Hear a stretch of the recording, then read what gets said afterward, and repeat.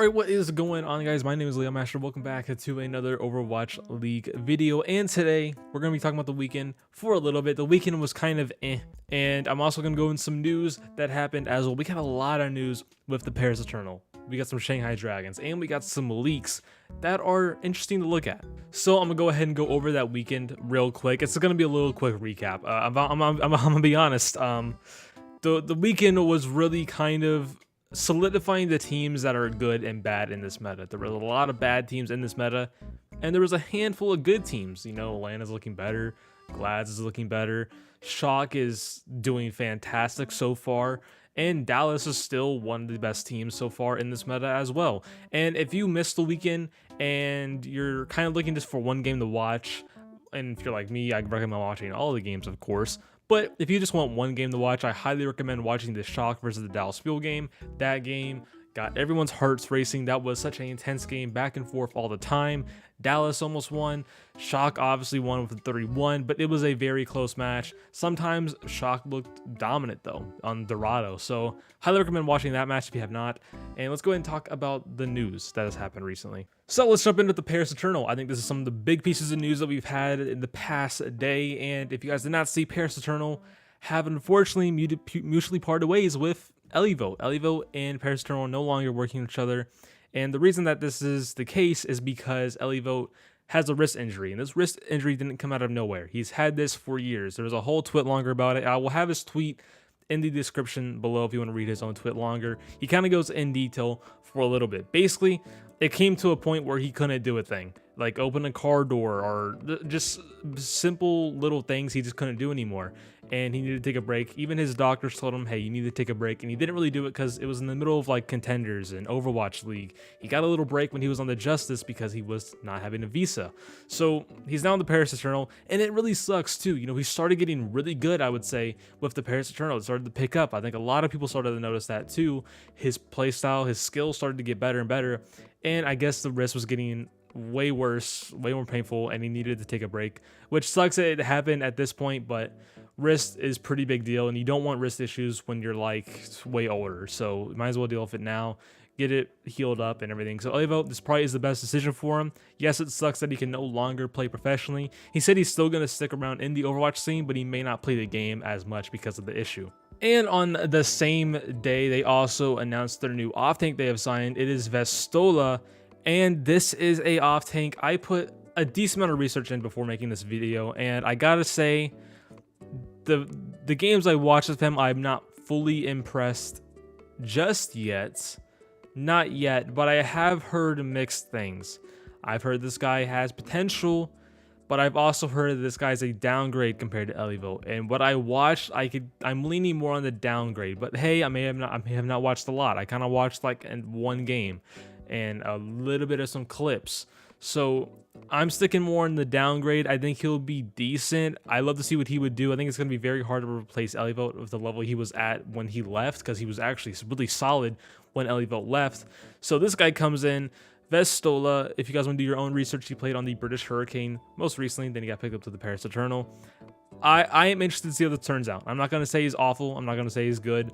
I think he is going to be interesting to watch throughout his entire time on the Paris Eternal. He's definitely a player that needs to grow with the Paris Eternal because he was on the British Hurricane and he did look okay, not the best. Now onto a big one that was leaked previously. I was going to talk about the leak in this video, but it was actually announced just a couple hours ago. The Shanghai Dragons have officially announced that Diem is retiring. Sucks to see. There was personal issues and he had to retire. And there was leaks that, you know, he had to make a decision to probably find a team or retire, and I guess it came down to retiring, which is so unfortunate to see because Diem had a lot of potential. Unfortunately, he kind of became the bad luck charm for the Shanghai Dragons. Every time he played, they didn't win a map or just didn't do good sometimes, but, you know, in his previous season, 2 days, he was insanely good. And I think a lot of people wanted to see him go to a different team like the Dallas Fuel before they signed Pine, but I guess Diem most likely probably was in those tryouts and they didn't get him, but I can't throw that out there. I have no idea. So really unfortunate to see Diem retire. They're still doing tweets making this video. So Diem's retired. Sucks to see him gone. He was a huge player back in season 2, and we'll see what he does in the future. I have a feeling he'll come back, but we'll see. Then on to the leaks. Let's get into some leaks now. This one I'm about to read is pretty big, I would say. So Halo Thoughts tweets out this: according to multiple sources, the Hangzhou Spark and Godsby are currently expected to part ways in the near future. Sources state that the Spark offered Godsby to Dallas Fuel before Dallas signed Pine. Crazy to read that. Godsby's been a big hits game player in the league for years now, and in his contenders he was huge, and now he's being potentially released from the Hangzhou Spark, which it's not surprising. It really isn't. Shy came in, he started dominating, which we all expected. Unfortunately, he was benched for his first couple of weeks, but he came in and started dominating to show how good Shy was. And like I said, in the offseason, unfortunately there was a tournament where he didn't look so good, but he got better as time got on. But Godsby being released is going to be interesting to see. Is this guy going to go somewhere? Is he going to retire? Godsby to Dallas Fuel would have been interesting to watch to see how it played out, but obviously they signed Pine now. They could still sign Godsby. They could still do that. I don't think that's going to happen though. So when it comes to teams wanting to sign Godsby, it's really up in the air.